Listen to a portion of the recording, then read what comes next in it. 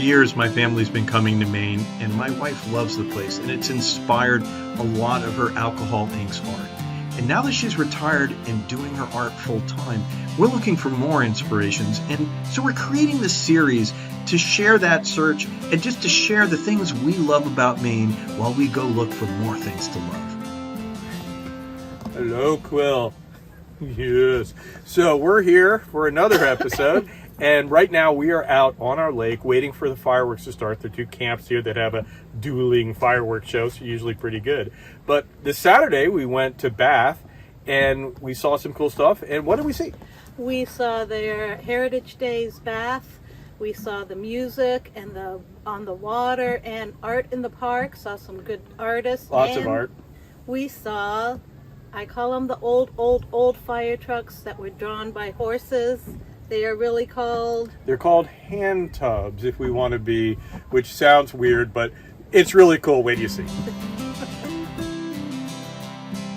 Bath, Maine is known as the city of ships because it's home to the Bath Iron Works, a sprawling complex, fifth largest defense contractor in the world, been making ships for the Navy for over 100 years, and it's dominated by this huge crane, and they prefabricate sections of ship in their factory and move it out with that. It's really cool.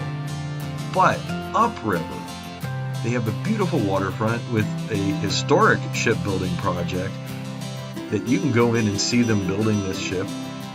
A nice walkway along the river, and here's where they have their music festival each year.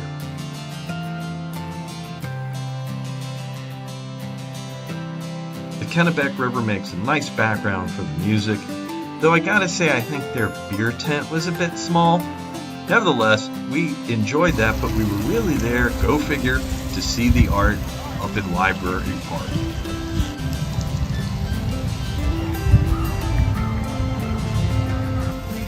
You know I gotta ask. Okay. So, hey, what's your name? My name is Lucy. And Lucy, you electrocute wood. I do, yes. Wow. And so I guess it makes these little patterns here with 12,000 volts. Correct. So Wow. I have a transformer. I apply live electrical wires from that transformer to the wood, and it burns in the fractal patterns. So the electricity is actually making the designs. Wow. How long have you been doing that? I think this is 5 years now. Great. And do you sell this stuff online? In any I way? do. 12,000volts.com. Openers have magnets to catch your caps. Yeah. And all of the cutting boards are smooth on the back, so you can cut on that side without damaging the design. Serve your cheese, bread, charcuteries on the top. Great. So, when did you decide you hated wood and wanted to electrocute it? Actually, I came across the process, again, about 5 years ago. It's art, science, and nature all combined into one, which is super cool, and I figured, how can you go wrong? After leaving Lucy, we found this van. I mean, how could you miss it?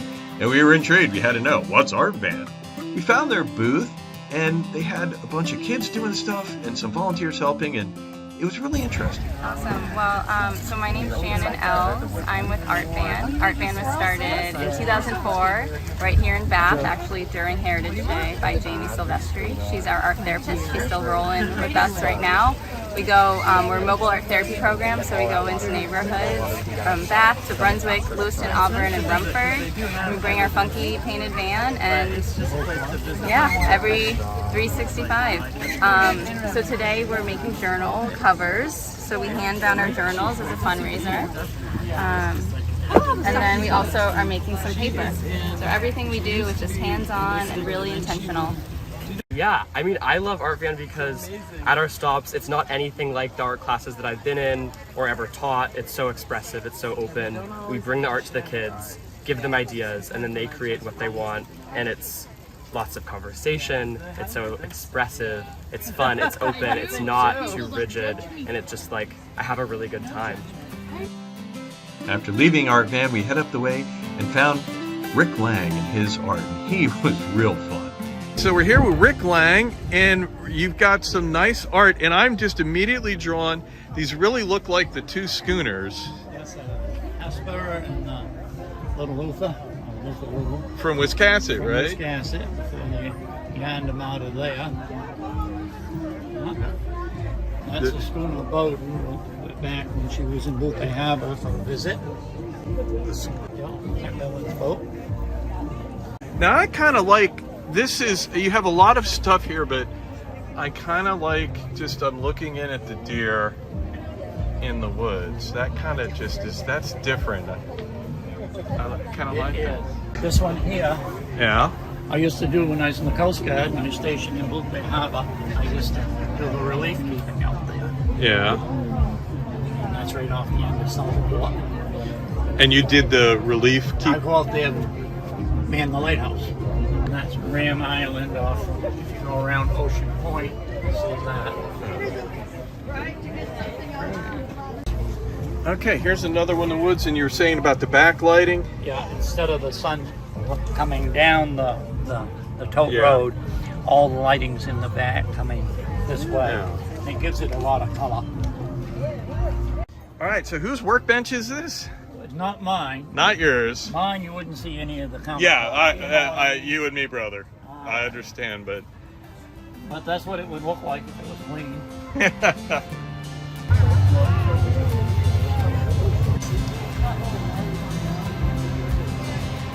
isn't that where they performed White Christmas in there? Rick had a lot of nice paintings, but he wanted to make sure we didn't miss his t-shirt. Papa can't fix stupid, but he can fix what stupid does. Hey, we're still here at the lake waiting for the fireworks to start, but that was Art in the Park. What did you like best about it?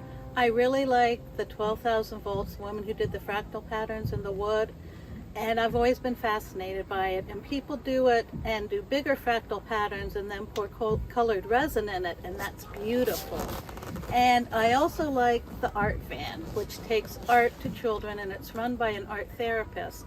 And it's so important for children to learn that they are artists, that they can create. And of course, there was Rick. He was fun. He was. But now the next segment, we're going to see the hand tubs. Tubs. The old fire engines. It's really exciting. After leaving the park, we found a bunch of folks with antique fire equipment really interested and asked, hey, who can tell me about this? You got to speak to Stan. So hey, we're here with Stan Dixon. And Stan, what are we about to see here? Well, this is an old-fashioned fireman's muster. The sport goes back to about 1849 in that era. And it's conducted today by pretty much the exact same rules they used back then. All the engines here have to be built prior to 1890. And the oldest one here today was built in 1828. Which one's that? That's the Hancock number 128 from Ashburnham. Cool. And people say, well, gee, you know, you pump them hard and you break them. And we'll do the same thing they did 150 years ago. We'll fix it. My name is Dan Stomberg. I'm from Warwick, Rhode Island. I am the official timekeeper for the New England States Veterans Firemen's League. This is a league muster. Many of these hand tubs are from mid to late 1800s, late 19th century. All of them are built to spec as they were back then. You're talking a basic distance competition here. They are drafting water out of the tank, shooting through 150 feet of hose. It's a distance competition. The longest stream takes it. They have 15 minutes. Once they're all set up and on the platform, they have 15 minutes. They can put out as many streams as they want. Say all it is a distance competition. So that's about the extent of it. So right behind Dan was this sign, pump at your own risk. And we didn't think much of it until, this guy comes and corrals me. And then, well, this happened. It turns out that this is an all-hands effort, and people from other groups, you see the protection guys helping out here too, so everyone mans the pumps. That's good. Punching the wind. So as I'm standing there waiting to pump, it's explained to me that, well, we got to wait for the wind, that the wind is really important, and these things are a lot of waiting for your best chance to pump and get some distance. Take it! Go all the way down! Come on, there you go! Keep going! Keep going! Keep going!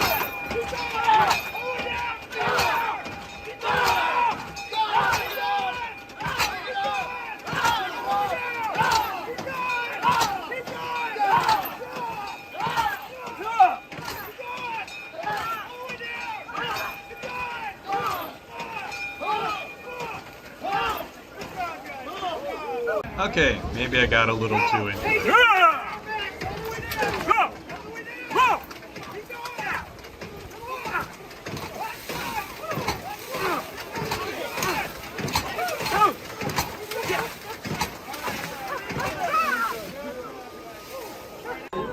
After Victor's 15 minutes was up, protection moved in, and I got to step back and get a sense of what was going on. Just waiting on the wind, running out of time.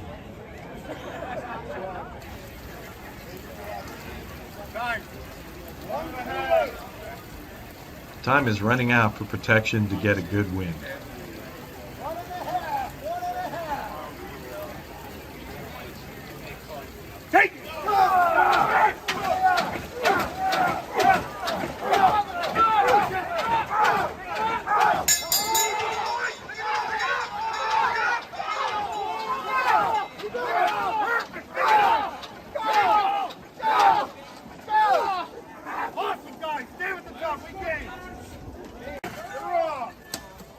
In the end, they were able to get the longest stream of the day, over 197 feet. Here's a compilation of shots of the Quansigamog crew that gives a better sense of things, although I had to mix streams up a bit here, but I think this is going to give you the sense of it.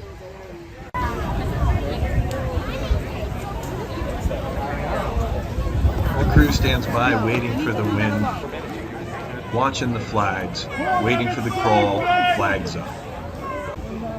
Butcher paper waits, and the sense of tension builds.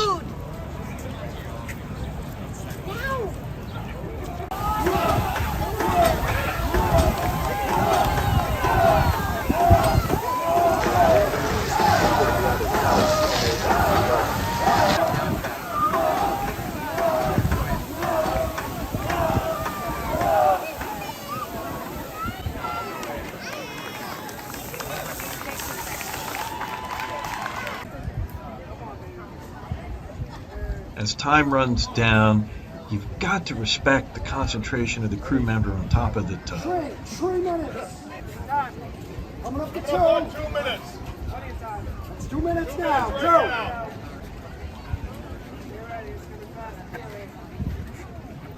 1 3/4. Go!